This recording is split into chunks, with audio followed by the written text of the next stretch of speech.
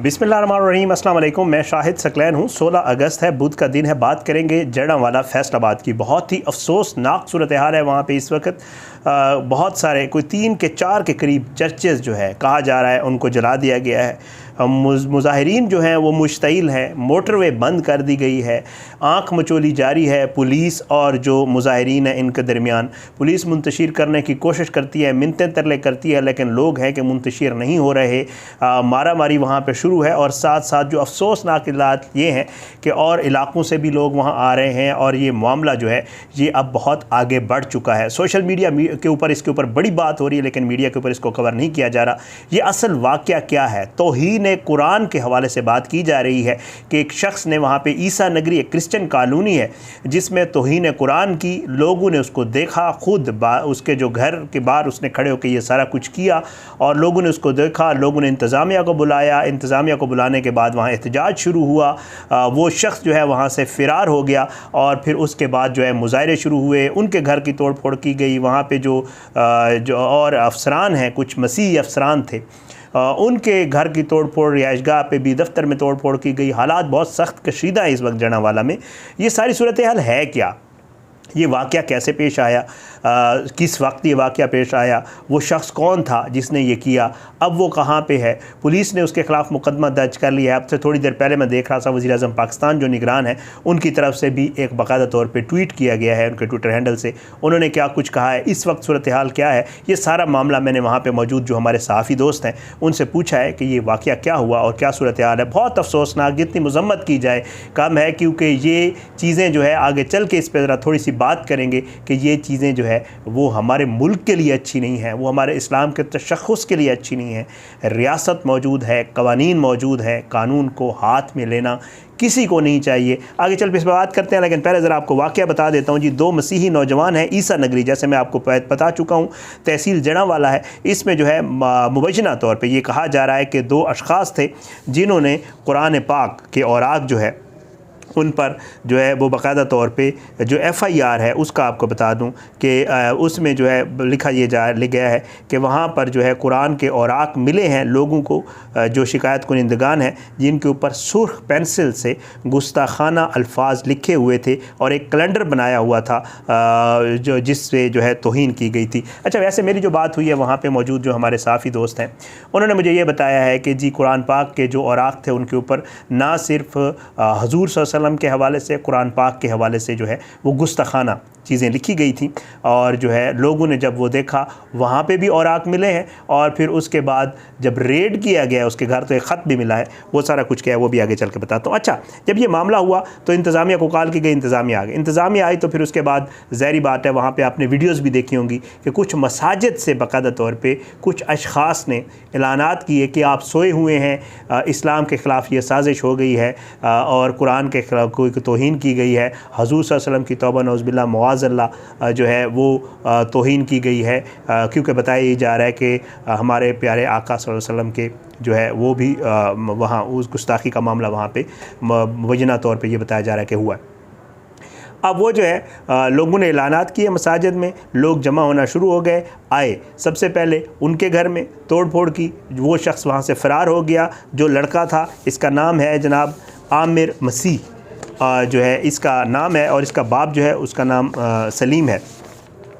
बहरहाल वो वहाँ से फ़रार हो गया, लेकिन लोग जो है वो बिफर गए। लोगों ने फिर ना सिर्फ वहाँ तोड़ फोड़ की बल्कि जो बताया जा रहा है जड़ांवाला का सबसे जो बड़ा चर्च है, बड़ा तारीख़ी पुराना चर्च था, मेरी अभी थोड़ी बात हुई थोड़ी देर पहले तो बता रहे थे कि लोग वहाँ गए, उन्होंने ना सिर्फ चर्च को जलाया बल्कि उसमें जो सामान मौजूद था उसको जलाया।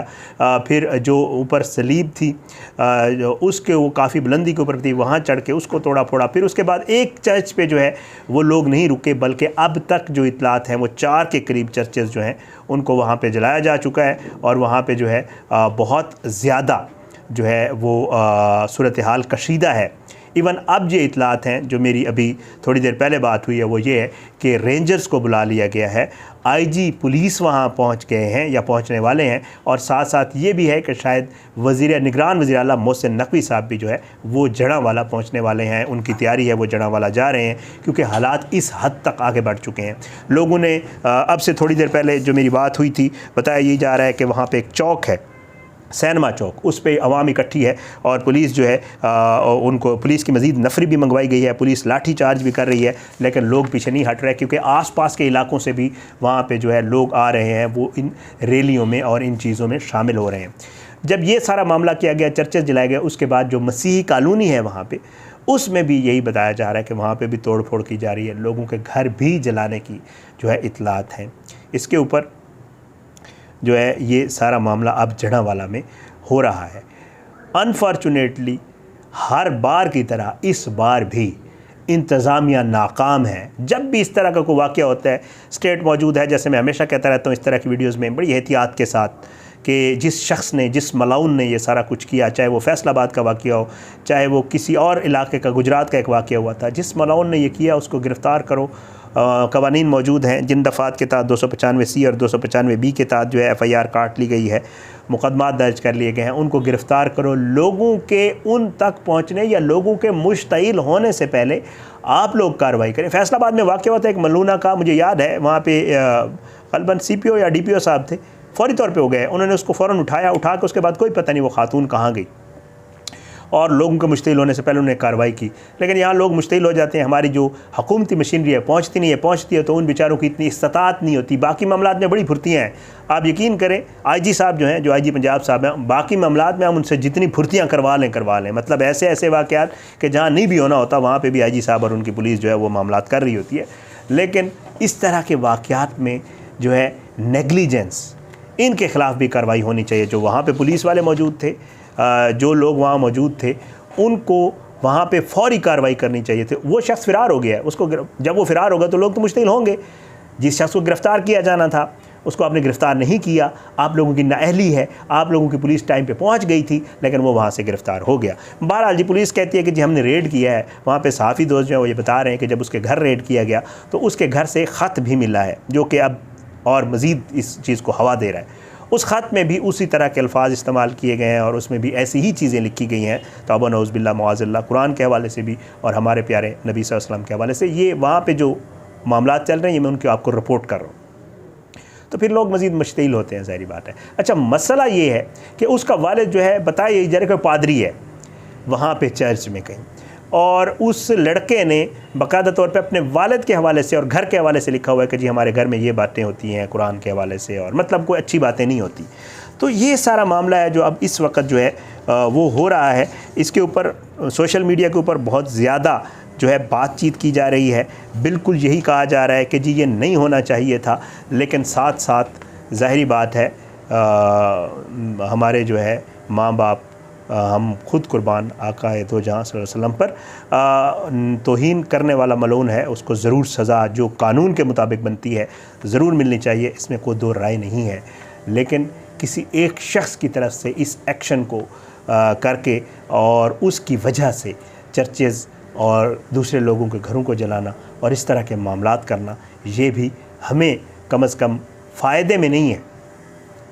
हमारा जो इमेज है, पहले ही हमारा दुश्मन हमारे बिल्कुल बॉर्डर के ऊपर बैठा हुआ है और उसने यही इमेज बनाने की हर वाक़ये में, हर मामले में यही को आप देखिएगा, कल इंटरनेशनल अखबारों में होता क्या है पाकिस्तान के हवाले से, हर वाक़ये में यही कोशिश की जाती है कि हमारे अल्लाह रहम करे हमें कोई किसी और तरह की दुनिया की मखलूक बना के पेश किया जाए, और फिर यही होगा। जैसे श्रीलंकन उस वाला मैनेजर वाला वाक़या हुआ था, जैसे कोई भी वाक़या होता है, जब भी कोई ऐसा चीज़ होती है तो फिर हमारे ख़िलाफ़ बहुत बड़ी कंपेन की जाती है और हमें मुसलमान नहीं बल्कि दहशतगर्द के तौर पे दिखाया जाता है। तो मेरा ख़्याल से इन चीज़ों का हमें भी ख्याल रखना चाहिए। जो कवानीन है उनको हाथ में नहीं लेना चाहिए, एहतजाज हक़ है, लेकिन इस तरह नहीं कि आप इमलाक को, चर्चेज़ को, घरों को जो है वो तोड़ फोड़, और किसी एक की वजह से फिर सारी कम्युनिटी को। सारी बात है यहाँ पे मुसलमान हैं हम लोग, बड़े अल्लाह का शुक्र है, हमारा जो दीन है वो सब लोगों को जो है वो अपने उसके मुताबिक इबादत करने की भी इजाज़त देता है। आपको पता है क्रिश्चियन भी हमारे यहाँ रहते हैं, हमारे यहाँ हिंदूज़ भी हैं, हमारे यहाँ इवन यहूदी भी हैं, बहुत सारी ऐसी जो है मज़ाहिब मौजूद हैं और बहुत बड़ा जो है लिबरल मामला है हमारे यहाँ। बट इस तरह के जो अफसोसनाक वाक़यात होते हैं वो हमारे ऊपर फिर जो है वो लोग बाहर से इल्ज़ाम लगाना शुरू कर देते हैं। बहरहाल जी ये सारा कुछ हो गया है। मार्केट्स वगैरह मुकम्मल तौर पे बंद हैं, पुलिस की भारी नफरी है, पथराव वगैरह जारी है वहाँ पे। और एसपी जो हैं बिलाल महमूद साहब सुलहरी साहब, उनके मुताबिक जल्द गिरफ़्तार कर लिया जाएगा। और जो है सारी चीज़ें जो है वो पुलिस के पास सारे शवाहिद मौजूद हैं। लेकिन साथ साथ वज़ीर-ए-आज़म पाकिस्तान का थोड़ी देर पहले मैं ट्वीट देख रहा था, उन्होंने कहा कि जी कल्प्रिट्स को भी किसी सूरत नहीं छोड़ा जाएगा और उन लोगों के ख़िलाफ़ भी कार्रवाई होगी जिन्होंने इस वाक़ये को जो है वो बना के सरकारी इमलाक और दूसरे मामलात को नुकसान पहुँचाया, उनके ख़िलाफ़ भी सख्त कार्रवाई की जाएगी। इसी चीज़ की ज़रूरत है, जो करे उसको भी सज़ा, और जो इस मामले को कोई वो बना के आगे वो करे तो उसके अलावे से भी ज़रूर जो है वो कार्रवाई होनी चाहिए। अपनी दुआ में याद रखें, मैंने कहा जो वाक़या है असल वो आपके साथ शेयर कर दूँ। इंशाअल्लाह अगली वीडियो में मुलाकात होगी, तब तक के लिए इजाज़त दें। पाकिस्तान ज़िंदाबाद, अल्लाह हाफ़िज़।